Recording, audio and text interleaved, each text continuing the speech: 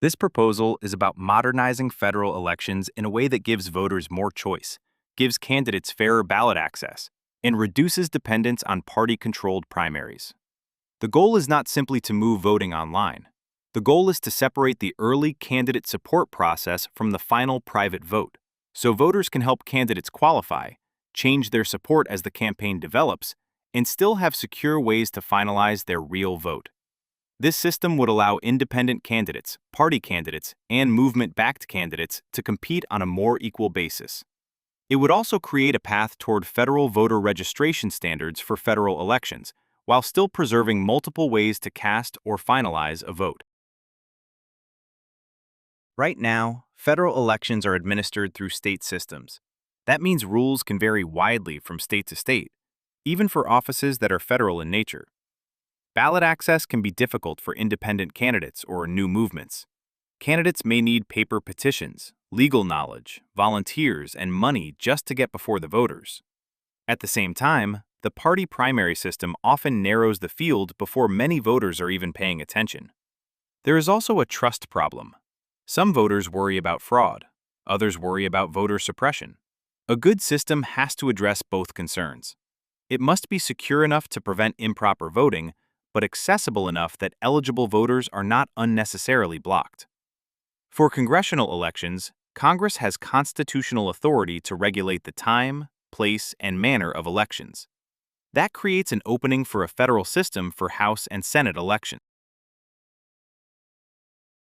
The core proposal is to move the candidate qualification process into a secure federal voter choice platform.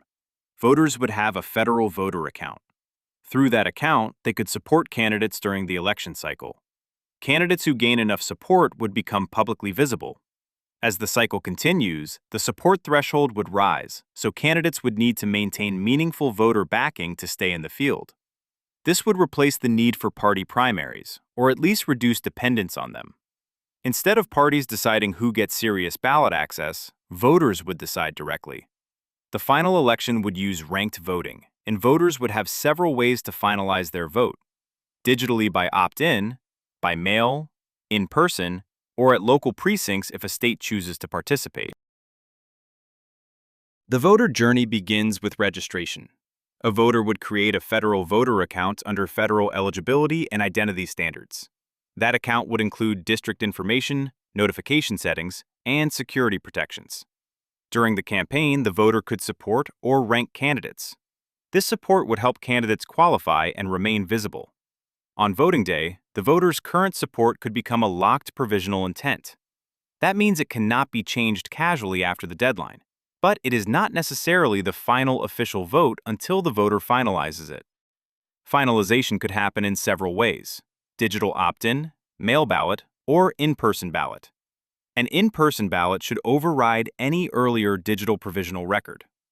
Finally, the voter should be able to verify that their ballot status was counted, without receiving a receipt that proves how they voted. That protects against vote buying and coercion. This is one of the most important parts of the proposal. Instead of one early filing deadline and one party primary, candidates would face rising support thresholds across the election cycle. At first, the threshold would be low. This allows new candidates, independent candidates, and lesser-known candidates to enter the conversation. Later, the threshold would rise. Candidates who cannot maintain enough support would drop from public visibility, and their supporters would be notified, or their ranked backup choices could take effect. By the final stage, the ballot would include candidates who have demonstrated real support. The field would narrow naturally, but not through party gatekeeping. This gives voters more freedom early in the process, while still preventing a chaotic final ballot. A key safeguard is that campaign support and the final vote are not the same thing. Campaign support is flexible. It can change as voters learn more about candidates. It can be used publicly in aggregate to show who has support.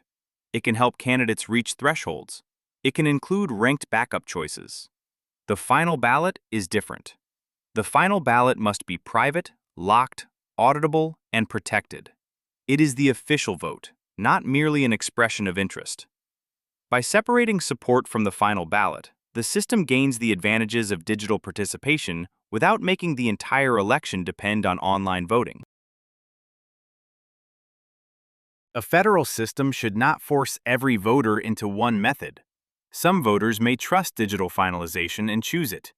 If they explicitly authorize their locked provisional choice to become final, that can be one path. Other voters may prefer mail. They could convert their digital record into a mailed or printed ballot before the deadline. Others may prefer in-person voting. In that case, the voter casts a private in-person ballot, and that ballot overrides any earlier provisional digital record. If a state opts in, federal and state finalization could happen together at the local precinct. That would be efficient for voters and could save states money by reducing or eliminating separate primaries.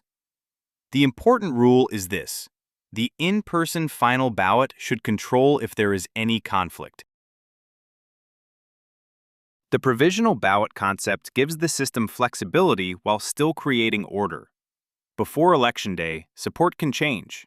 On Election Day, the provisional choice locks. After that, there can be a clear cure or confirmation window, where unresolved provisional voters finalize their ballot or allow it to expire under known rules. This must be handled carefully. Public results should not be released while unresolved provisional ballots could still affect the outcome. Otherwise, voters could be pressured or influenced after seeing partial results. The system should have a firm deadline. After that deadline, valid finalized ballots are counted, unresolved ballots expire, and the ranked choice process resolves the winner. This system works best with ranked voting. If more than two candidates maintain enough support, they should not be forced out simply because the system wants a two-person race. Voters should be able to rank the candidates who remain. If no candidate has a majority, the lowest candidate is eliminated and that candidate's ballots transfer to the next ranked choice. This continues until a candidate has majority support among valid, active, non-exhausted ballots. This solves the spoiler problem. A voter can support a first-choice candidate without accidentally helping elect the candidate they like least. It also allows the system to remain open to independents, reform candidates, and party-endorsed candidates without forcing everyone back into a two-party funnel. This proposal does not need to eliminate parties. It simply changes their role. Parties would no longer need to control ballot access through closed primary systems. Instead, parties could endorse candidates. A party could endorse one candidate, multiple candidates, or even a ranked list of candidates. Civic organizations, unions, local groups, reform movements, and issue-based organizations could also endorse candidates. The ballot could show voters which organizations support which candidates, but the candidates would qualify through voter support rather than party machinery. That keeps freedom of association while putting voters back in control. The system should begin where federal authority is strongest: congressional elections.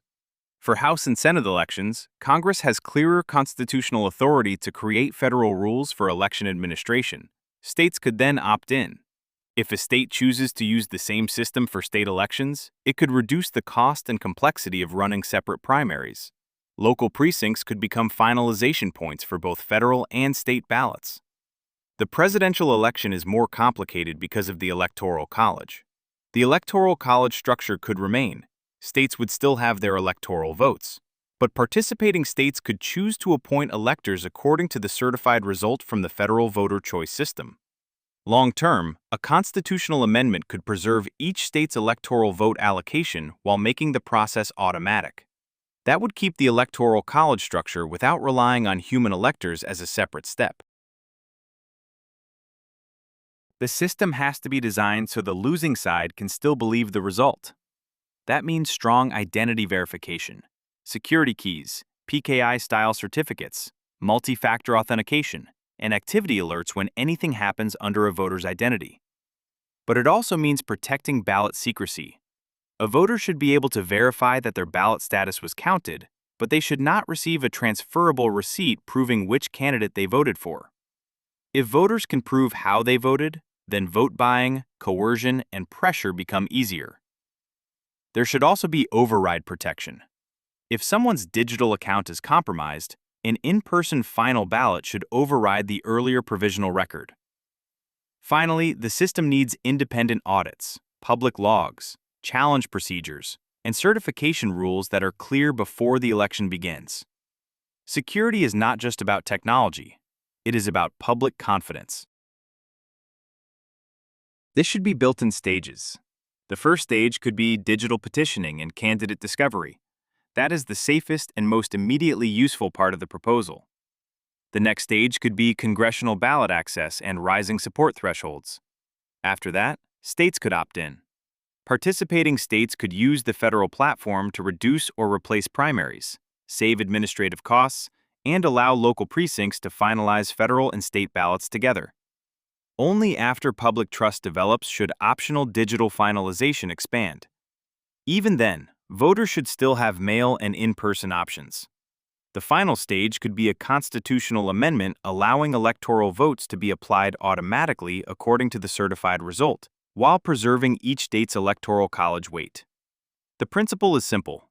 Modernize ballot access first, then expand final digital voting only as security and public trust prove themselves. This proposal is a policy concept, not a finished legal bill. It is grounded in several areas: the Elections Clause, the current Electoral College structure, provisional ballot principles, ranked choice voting, election security recommendations, and the practical reality that states currently carry much of the cost of election administration.